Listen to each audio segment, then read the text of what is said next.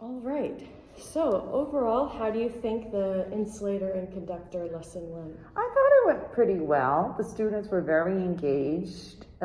They like to learn. They like learning about science. So I think this lesson went very well.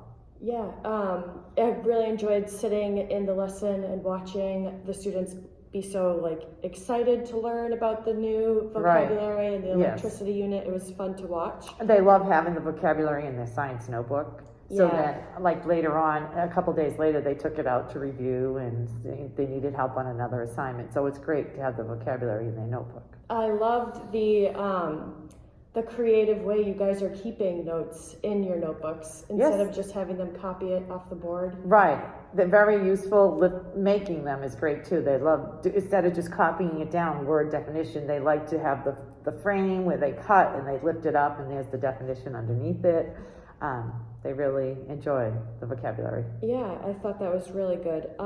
So what changes would you have made to your lesson now that the lesson is... I probably would have brought in examples, like really. I mean, I used my lunchbox because it was right there, but I probably would have shown them objects that were insulators and conductors, so they could see, instead of looking at my anchor chart with the little pictures on there. So that's one thing I would have done. Yeah.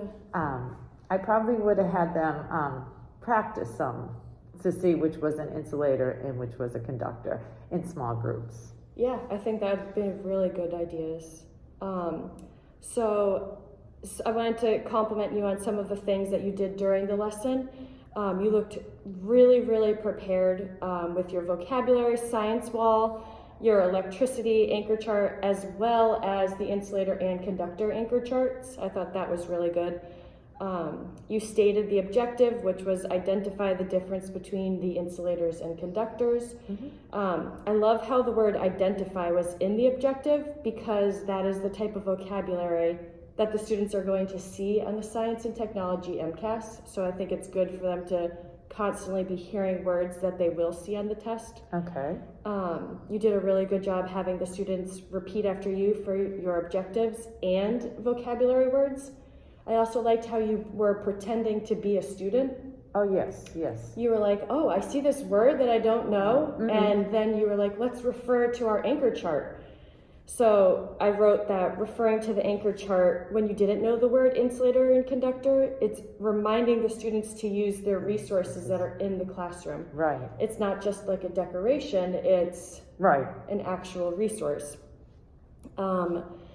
When teaching the vocabulary words, you were pulling out real life objects so that the students are making connections between the new vocabulary words and the objects right in front of them.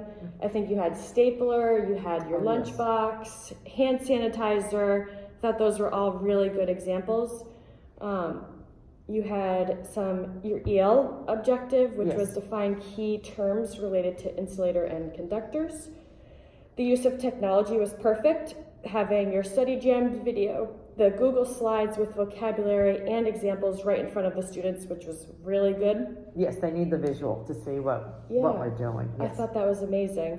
I loved the vocabulary organizer that the students made for this unit, and your use of Elmo for your exact expectation. Right. I thought that was really good. It helps the visual learners and our EL students. I thought you did a nice job reminding the student that tried getting off task by saying, yes, often, just raises his hand and goes, today's my favorite day. Yes, yeah. And the second you were like, let's stay focused on science, he went right back to his work, which I thought was really good. And that I need to do often with him because he likes to get off task, and it just creates like he's not learning if he's thinking about something else. So I have to bring him back in quite a few times. Oh, during the day. I could see that. Yeah. He has so much energy, his hands constantly up. Yeah, he is really hyper. Yes.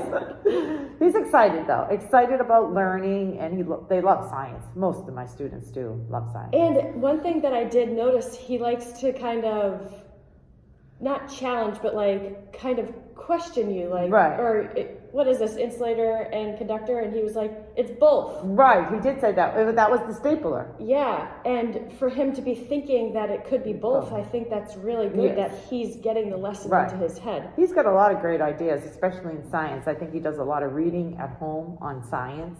So he's, well prepared with his questions Yeah, for me. no, you could tell.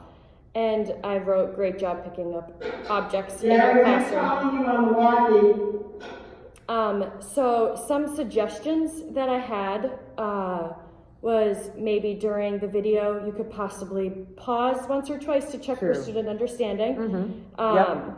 And the video was super informational, but maybe next time we could find a video that would be about insulators and conductors. Okay, yep.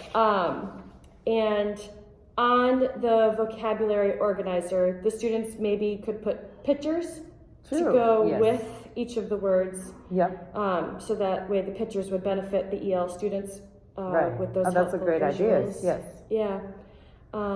When learning the vocabulary, the students could possibly do a turn and talk to check for understanding. Good idea. Involvement with the students, instead of me doing all the talking, they can talk. That's a great idea. And having them like use sentences to say, this is an insulator or this is a conductor. Sentence stems, yes, I'll remember that. Yeah, and to help our EL students after learning these new vocabulary words, we could possibly create word wheels to Okay. show the students synonyms for insulators and conductors, Okay. where the inside of the word, or the word wheel, it would be an insulator, and then Outside the kids could write an insulator, which does not, it could be like a t-shirt, it okay, could be your lunch bag. okay. And during the time you were picking up the classroom objects to check if it was an insulator and conductor, you could possibly have sentence frames on the board. Oh, yes, that's So great. I just threw these together quick, Yeah. so that way they could be up on the board. Great. I like how it's the object in your hand it is and blank because it lets electricity through. Those are great. Yeah, This would be great to have on the board. yeah, Sentence stems, especially for my ELL students. yeah. So, A great idea. and then where else was there? So I also wanted to ask, after I left the lesson, you guys were about to do that organizer. Yes. What happened after? What else was there for the lesson? Oh, after the lesson, okay, we sorted objects that were insulators and conductors. And after we cut them out, we did not paste them right down. Yeah. So we picked up one, I put it underneath the Elmo, and they told me if it was an insulator or conductor, and they had to tell me why. Oh, that's amazing. Yes. I love that. And that way with them, they cut them out first, they put them on their paper, what they thought. And then I called everybody back, and then we went over it together. So that way they could move it if they had it in the wrong spot. That's amazing. I also found some things, because that was going to be one of my suggestions, is instead of them jumping into the sort Right. at their desk, maybe they could have done small group. Oh, great. But you said you already did it, so you had the real life objects. So I found these task cards Uh-huh. that Oh, wow. maybe in the future, if the kids wanted to, they could do some sorting before we did the. Oh, this would be great for review when we Yeah. get ready for MCAS. Yeah. This would be something that they could sort. And I really like how they have the real pictures instead of drawn pictures. Yeah, and even if we wanted to, we could get real life objects To bring in, to right. bring in, so that way it's in their hands And rather it's than. great for my ELL students because realia is very important with the students. So this would be great. Yeah, Even bringing in the objects. Great idea to have when I do review. and this is just another extreme one that I found. Wow, It was, making insulating dough? yeah, it would go with, after teaching the vocabulary, you could do the science experiment, and then you could add the words to the vocabulary chart that Oh, you yeah, had. great. Yeah. Just more hands-on things. Yeah, this would be great for small groups and then they can, great science experiment. Yeah, but overall, I was super, super impressed with everything that I was watching inside of the classroom. I was wondering, Are you using the district atlas for your science lessons? Yes, we go on there and we pick and choose to go along with the lesson, and we use the atlas. Yeah, because I was scanning through it last night and I was able to find these great lessons that. Yes, they have some really great lessons, very helpful to teachers when we're planning. Yeah. So, yeah, that's a great resource. There are some slideshows that go with the electricity unit that you guys are doing in 5th grade. But honestly, I was more impressed with your presentation than what I was seeing for the PowerPoints on Atlas. Thank you. So I do really use like that. study.com. I love that website where it's a video and then it gives me a transcript of everything that was in the video, but talking, to the students, getting more background of what they know. And then at the end, there's always a little quiz, 5 questions. So the students love doing study.com. Yeah, I love that. And even thinking of those mini quizzes, you can use like Kahoot for those. Oh, true. Yes. Yeah. To get the technology Booklet, booklet. Yeah, those are great. I know you use them for Oh, we do for math. and A lot. ELA. Yes, but, we do. And for just that lesson on that day, did you have a little mini assessment to check for student understanding? Yes, I gave 2 objects, and in their exit slip books, they had to tell me if the object, I don't remember what the objects were, but if it was an insulator and conductor.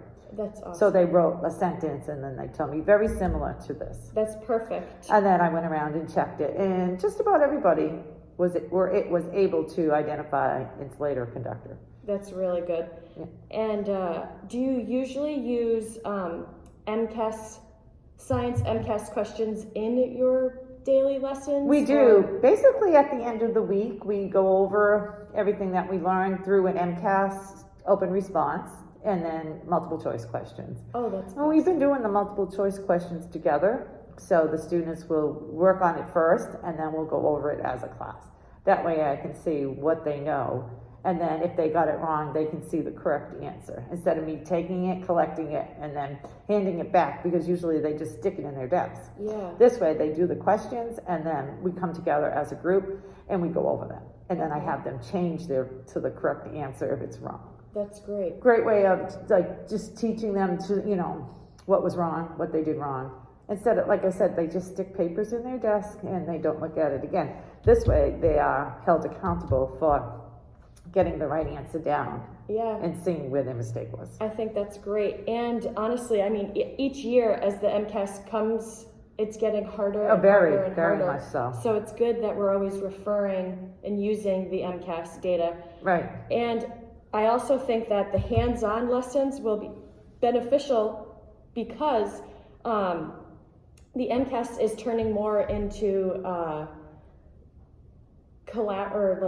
outside thinking. Oh, yes. It's not yes. just like, what is a conductor? Right, It's, right. You have to have the student come up with an idea. Right. Definitely. We had a workshop last week from WPI, and they did what the future MCAS would look like, and it is a lot of outside thinking. Yeah, it's The crazy. workshop was great. That's awesome. Well, I just wanted to say thank you so much for letting me into your classroom. I really did. Oh, it was great. Thank you for coming in and watching us. Yeah. Thank you.